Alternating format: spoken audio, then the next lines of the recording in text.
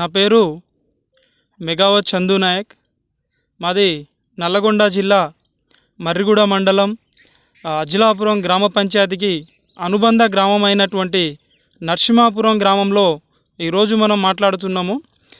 నేను ఇక్కడ మాట్లాడడానికి కారణం ఏంటంటే ఎన్నోసారి ప్రజాప్రతినిధులకు ఈ నరసింహాపురం రోడ్డు దయనీయ స్థితిలో ఉంది అని చెప్పేసి మొరబెట్టుకున్నా కూడా అధికారులు పట్టించుకోవడం లేదు.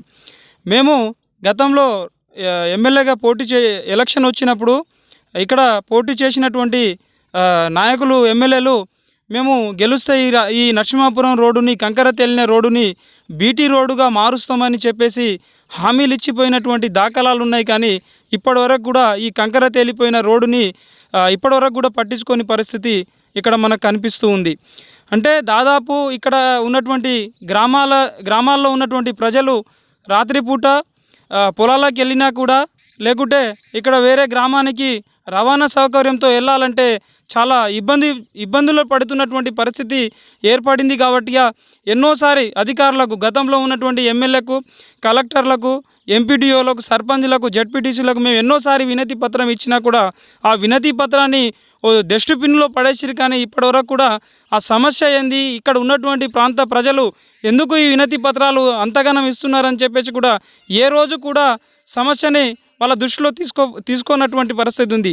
అంటే మేము గతంలో నల్గొండ డిపో మేనేజర్ అయినటువంటి మేనేజర్ గారికి ఇక్కడ బస్సు సౌకర్యం లేదు అని చెప్పేసి మేము నల్గొండలో వెళ్తే నల్గొండ బస్సు డైరెక్ట్ ఎర్గండ్లపల్లి నుంచి తమ్మడపల్లి తిరుగండ్లపల్లికి నుంచి మాల్ హైదరాబాద్కి వెళ్తున్నది. కానీ ఇది నల్గొండ మారుమూల గ్రామమైనటువంటి అజ్లాపురం గ్రామంలో మాకు ఇక్కడ నల్గొండ బస్సు రావాలంటే ఎర్గండ్లపల్లి నుంచి అజ్లాపురం నుంచి నరసింహాపురం నుంచి మళ్ళీ తిరిగి యథావిధిగా మనకు తమ్మడపల్లి తిరుగండ్లపల్లి గేట్ నుంచి హైదరాబాద్ వెళ్ళే పరిస్థితి ఉంది.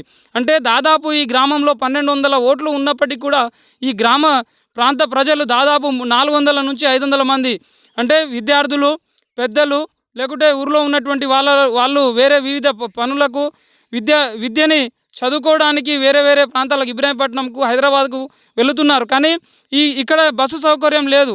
ఎందుకు లేదంటే ఇక్కడ ఈ రోడ్డు సౌకర్యం లేక ఇక్కడ బస్సు ఎవరైనా డిపో మేనేజర్ కూడా బస్సు ఇవ్వాలంటే కూడా ఇక్కడ ఇవ్వలేని పరిస్థితి ఏర్పడింది.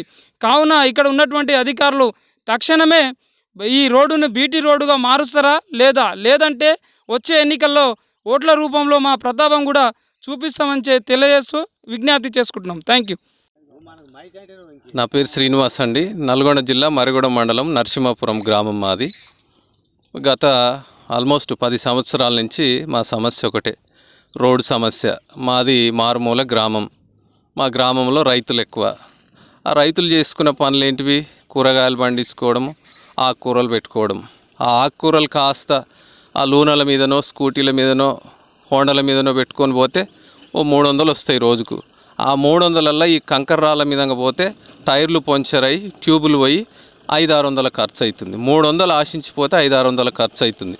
సో ఇలాంటి కంకర తేలిన రోడ్డును పట్టించుకోమని ఎంతోమంది గ్రామ సర్పంచ్ మొదలుకొని ఈవెన్ ఎమ్మెల్యేల వరకు కూడా ఎంతోమంది మా ప్రతినిధులు సమస్యను వినతి పత్రాలను తీసుకెళ్లారు. కానీ ఇప్పటి వరకు మా సమస్యకు పరిష్కారం అనేది దొరకలే.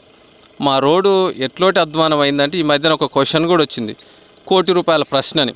నరసింహాపురానికి రోడ్ ఎప్పుడవుతుందంటే 4 ఆప్షన్లో నమ్మకం లేదనే ఆన్సర్ వచ్చింది. ఒక అంత అధ్వానం ఉంది కాబట్టి సో మేము స్కూల్కి వెళ్ళే పిల్లలు కానీ వాళ్ళు తప్పని పరిస్థితిలో ఈ రాళ్ళల్లో ఎట్లా నడుచుకుంటూ పోతారని అప్పులు చేసి వ్యాన్లకు ఫీజులు కట్టి పంపిస్తున్నారు. సో అలాంటి అధ్వానమైన పరిస్థితి.